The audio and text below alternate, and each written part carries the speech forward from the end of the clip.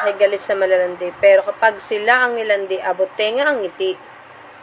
Ang lalaki kapag tamang hinala, kadalasan, sila ang may ginagawa. Pero kapag ang babae naghinala, di man eksakto, madalas, konektado. Ang mga babae pag nasaktan, mas nagiging matalino, maganda at matapang yan. Kaya kapag iniwan mo, mahirap na yang balikan. Pag may babaeng gustong agawin ang iyong asawa, ipaubaya na. Dahil ang tunay na responsableng ama ay hindi maagaw kahit nilalandi pa.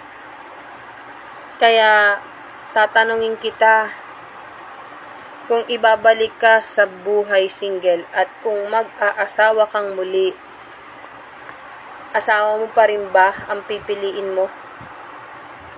Tandaan mo, wala naman talagang pinanganak na manloloko.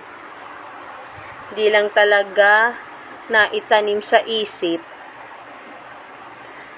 ang tunay na kahulugan ng seryoso, respeto at kontento.